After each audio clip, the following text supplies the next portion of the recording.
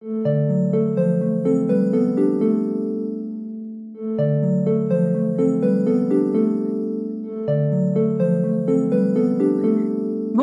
je suis heureuse de vous retrouver aujourd'hui pour cette nouvelle vidéo de cette série intitulée Maïeusthésie plurielle. Je suis Aurélie Blanchet, formatrice et praticienne certifiée en maïeusthésie. Et en collaboration avec Karine Montreuil, nous vous proposons une série d'interviews de professionnels de l'accompagnement qui se sont formés en maïeusthésie et qui viennent témoigner de ce que la maïeusthésie leur a apporté dans leur pratique professionnelle. Aujourd'hui, nous accueillons Éric de Lyon. Bonjour Éric. Bonjour Aurélie. Alors, Eric, tu es ostéopathe depuis 30 ans et tu as découvert et tu t'es formé en maïeusthésie il y a 2 ans. Alors, première question, qu'est-ce qui t'a attiré dans cette pratique qui est la maïeusthésie? Euh, en fait, c'est tout un parcours, hein, t'imagines bien. Euh, euh, En fin de compte, j'ai profité du confinement en avril 2020, voilà, pour Hum, suivre des cours en ligne qui étaient un peu ouais, des cours de psycho, un cours qui était fait par une ostéopathe qui était en même temps, qui avait un master de psycho sur l'accompagnement du stress post-traumatique. Et oui. dans tous les cours que j'ai suivis en ligne, on a eu un cours avec un médecin américain Hum, qui nous parlait d'écoute active. Et ce médecin américain disait que l'écoute active, pour lui, c'est ce qui était dans la prise en charge du patient le plus pertinent au niveau de l'aide, hein, sur le plan psychothérapeutique, entre autres. hum, hum, Donc, hum. j'ai demandé à une amie si elle pouvait pas me conseiller quelqu'un, parce que je savais qu'elle travaillait un peu dans ce domaine-là, quelqu'un pour me former à l'écoute active. Elle m'a dit, mais tout à fait, je connais quelqu'un de très bien, il s'appelle Thierry Tournebise, c'est lui Ah, qui m'a formé en maïeusthésie. Et donc, je me suis orienté vers la maïeusthésie au départ pour donc développer mes compétences en oui. écoute active, de manière à pouvoir déjà, au moment de l'interrogatoire et de l'anamnèse de mes patients au cabinet, avoir une écoute qui soit une véritable écoute. Hum, hum, Puisqu'on hum, sait que hum. sur le plan médical, en règle générale, le praticien coupe la parole au patient au bout de 23 secondes.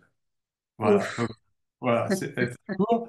Et on le fait automatiquement parce qu'on a été éduqué comme ça. Et c'est ça, en fin de compte, qui m'a orienté vers la maïeusthésie sans savoir, sans connaître, bien évidemment, au départ, tout ce qui était et la richesse de la maïeusthésie, au-delà de la simple écoute active, hein, bien évidemment. Hum, hum, hum. Merci. Et est-ce que cette formation a, enfin, est-ce que la façon dont tu exerces ton activité aujourd'hui a changé depuis cette rencontre avec la maïeusthésie?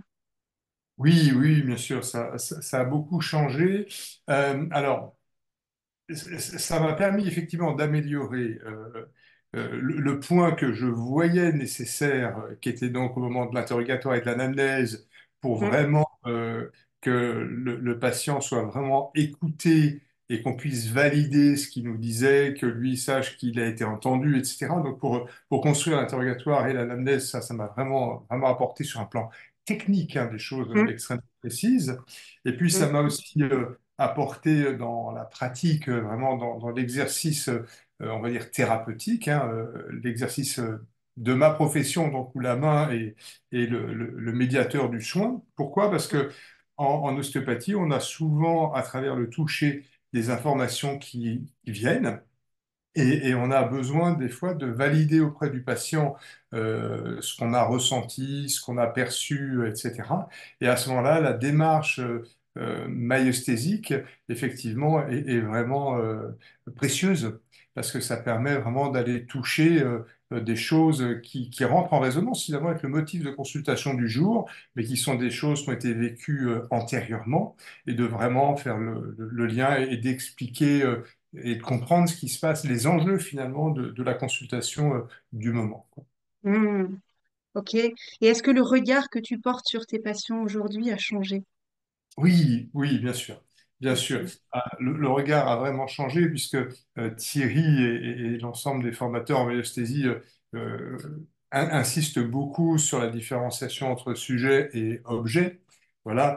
Et donc, le symptôme, effectivement, c'est l'objet qui amène à consulter, mais la prise en considération, hein, voilà, j'aime beaucoup cette notion de prise en considération du sujet en tant que tel, au-delà du symptôme qui l'amène à consulter, ben, elle est essentielle.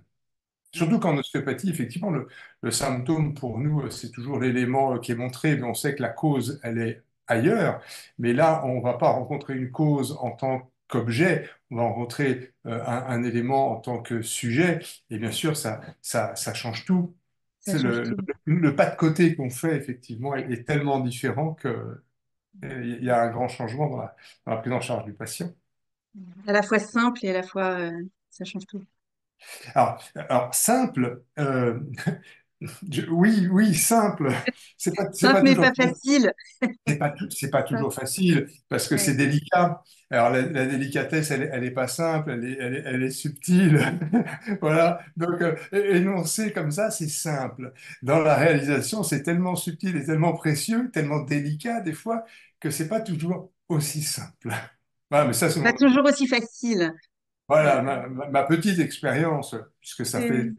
très peu de temps finalement que j'ai pas fini la formation, puisque j'ai fait que jusqu'au niveau 5, j'ai pas fait la certification. Donc pour moi, j'estime que j'ai pas encore fini, j'ai pas bouclé la boucle, et c'est assez récent. Donc du coup, voilà, je suis un éternel débutant dans Ah oui. l'accompagnement avec ce regard maïeusthésique, je pense. Mhm. Et justement, comment utilises-tu aujourd'hui la maïesthésie et quelle place est-ce qu'elle a dans ta pratique? Alors, ben, écoute. J'essaie de l'utiliser, comme j'ai essayé de le dire tout à l'heure, dans l'interrogatoire et l'anamnèse, voilà, Oui. on va dire plutôt dans la démarche écoute active. Et je Oui. l'utilise pas systématiquement, mais je l'utilise quand ça se présente au sein de la consultation. Quand il y a justement un élément qui remonte à la surface, qui a été d'un vécu antérieur, pour amener le patient à rencontrer celui ou celle qu'elle était et qui a vécu cet élément et voir finalement Mhm. comment ça rentre en résonance avec le motif du jour. Et ça rentre toujours en résonance avec le motif du jour, mais dans quelque chose Ah, qui est inconscient, qui n'avait pas été perçu et oui. par la personne qui consulte. Et donc, c'est comme ça que je l'utilise. Mais au-delà de la pratique, moi, je continue mes études puisque je suis inscrit en master de philo en ce moment en éthique médicale et hospitalière appliquée. Et dans mes recherches à l'université, justement, je questionne quelque chose qui est en relation avec la maïesthésie, avec cette notion de pertinence, finalement, qui est à l'œuvre. Mhm. Donc ça déborde finalement le cadre de ma Oui. consultation, puisque ça rentre dans le cadre de mes études, de mes recherches. Et finalement, je trouve que c'est un éclairage et une grille de lecture, tout simplement, voilà, de la vie, de la relation, du soin au sens large, quoi. Donc c'est Et de la vraiment rencontre d'une façon globale. Ouais. complètement. Voilà. Ok. Est-ce que tu pourrais dire que la maïesthésie a répondu à des difficultés ou des questionnements que tu rencontrais dans ta pratique professionnelle? Euh, oui, oui, mais plus que ça, en fin de compte, parce que euh, j'avais, et j'ai toujours, hein, et j'espère que j'aurai jusqu'à la fin de ma vie des questionnements, des difficultés, des choses qui bloquent, qui frottent, voilà, parce que c'est ça qui nous permet effectivement d'avancer et de prendre plaisir finalement à l'activité, au métier, quoi. Euh, mais plus que comment dire, de dépasser des résistances ou des obstacles, etc., ça m'a apporté une autre vision, une vision plus profonde et plus sensible du soin et de la relation, mais pas dans le sens état relationnel, mais plutôt dans le Mm. sens de communication finalement avec ce qui est et avec la vie au sens large. Donc oui, ça m'a libéré, ça m'a ouvert des voies plus que ça m'a libéré des Mm, obstacles. mm, Ah, mm, c'est mm. plus une Ah, intéressant. ouverture que des résolutions Ouais, de choses. ouais, Bien sûr, il y a des résolutions de choses, mais oui, oui. c'est plus une ouverture, me Mm, semble-t-il. mm. Merci. Dernière question pour toi. Si tu devais énoncer en une phrase ce que la maïeusthésie représente pour toi. Alors là, c'est ta question la plus difficile, hein. La question qui n'est pas simple. Qu'est-ce que la maïeusthésie représente pour moi? En une phrase, la maïeusthésie, ça serait la façon la plus juste de rencontrer la vie telle qu'elle se manifeste consciemment ou inconsciemment dans la relation à l'autre. Voilà, je te livre ça comme ça, sans Ça t'a avoir traversé, réfléchi, en essayant de magnifique. structurer quelque Euh, chose. Ah, voilà. euh, Si tu me demandais de merci. retravailler la phrase, je te referais une phrase de 5 lignes. Ah Mais ouais, là, mais on la garde comme ça, on la garde comme ça. Elle est spontanément, c'est ça. magnifique. Voilà. Merci beaucoup Eric pour cet échange et pour ces réponses. Bah, écoute, merci Aurélie. Merci. Et à bientôt pour une nouvelle vidéo de cette série intitulée Maïesthésie plurielle. OK. Au revoir. Au revoir.